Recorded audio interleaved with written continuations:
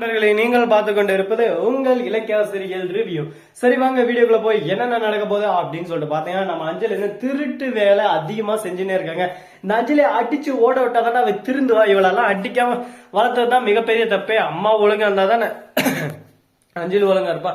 அம்மாவே கேடு கட்டலாம் இருந்தா புள்ள எப்படிக்க சொல்லுங்க பாக்கலாம் அப்படின்னு சொல்லிட்டு ஒரு சிலர் சொல்லுவாங்க. ஆனா அதெல்லாம் காதுல வாங்க கூடாது. அம்மா அந்த மாதிரி கேடு கட்டலாம் இருந்தா அதுக்குன்னு புள்ளியும் அப்படியே இருக்குன்னு சொல்லிட்டு யாராலையும் எதையும் உறுதியா சொல்ல முடியாதுங்க. ஆனா நம்ம அஞ்சலிக்கும் அவங்க அம்மாவுக்கும் அப்படியே சும்மா 100% ஒத்து போகுதுங்க. என்னடா இது மாயம், என்னடா இது காயம் அப்படின்னு சொல்லிட்டு ஒண்ணுமே எனக்கே புரியல. ரெண்டு பேருக்கும் அப்படியே சும்மா பக்கா ஒத்து போகுது.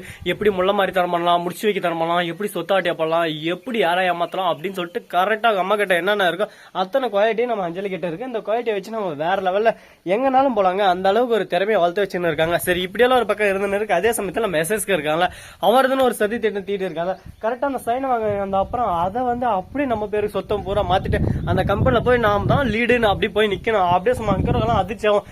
என்னடா இது என்னாச்சு ஏதாச்சு அப்படின்னு சொல்லிட்டு பாப்பாங்க. அந்த சமயத்துலதான் கௌதம் அவனோட பொறுப்பு எல்லாமே கொடுத்துட்டான், அவனோட பாதி சொத்தை எனக்கு கொடுத்துட்டான் அப்படின்னு சொல்லிட்டு சொல்ல ஊடு அவன் மொத்தமே அவன் பேர்ல இருந்ததுனால அந்த வீட்டோட சொத்து எல்லாமே நம்ம எஸ்எஸ்கே வந்துருது. எஸ்எஸ்கேக்கு வந்ததை தெரிஞ்சுக்கிட்ட ஜானி செம்ம கோவப்படுறாங்க. உங்ககிட்ட அப்பயே சொன்ன இந்த சொத்தை வாங்கிக்கூடாதுன்னு சொல்லிட்டு இப்ப பாத்தியா நான் அஞ்சலியோட சதி வேலையில இப்ப எல்லாரும் சிக்கிக்கிட்டாங்களா. இப்ப எஸ்எஸ்கே கிட்ட எல்லா சொத்தும் போச்சு, அஞ்சலிக்கு எல்லாம் போச்சு. அஞ்சலி இருந்து ஒரு பக்கம் தென்பாடி கடன் தீர்க்க சேராத இடம் சேர்ந்துன்னு சொல்லிட்டு பாட்டு பாடுன்னு ஒரு பக்கம் போயின்னு இருக்கா. இதுக்கு தாங்க சொல்றது, ஆணவத்தில் ஆடுறவங்களோட கொழுப்புல ஆடுறவங்களுக்கு தான் அதிகமா தண்டனை கிடைக்குன்னு சொல்லிட்டு ஒரு விஷயத்த பத்தி எதுவுமே தெரியாம அறியாம புரியாம அர்த்தமா சொல்றான்னு சொல்லிட்டு அவன் பேச்சை கேட்டு சேஞ்ச் அப் போட்டா இப்படிதான் நடக்கும். லாஸ்ட்ல நம்மளுக்கு வர வேண்டியது ஒரேடியா அபேஸ் ஆயிட்டு போயின்னு இருக்கும். இப்ப அஞ்சலி என்ன பண்ண போறான், எஸ்எஸ்கே கிட்ட போய் கோவப்படுறான் ஒரு பக்கம்.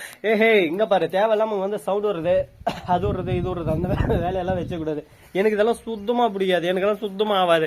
இங்க இந்தியா அவ்வளவுதான் முடிஞ்சு. அதோட தேவையில்லாம இங்க வந்து பேசுறது அங்க வந்து பேசுறது கதையெல்லாம் வேணாம். அந்த கம்பி கட்டுறதெல்லாம் சரியா ஒழுங்கு மரியாதை இங்க வந்து நீயா போயிரு, இல்லன்னா அதுக்கப்புறம் என்ன பண்ணணும்னு எனக்கே தெரியாது அப்படின்னு சொல்லிட்டு எஸ்எஸ்கே கோவப்பட உடனே பாக்கணும் இதெல்லாம் எனக்கு தேவைதான் அப்படி இப்படின்னு சொல்லிட்டு ஒரு பக்கம் கோவத்துல சொல்லிட்டு அந்த இடத்த விட்டு நம்ம அஞ்சலி கிளம்பிடுறேன்.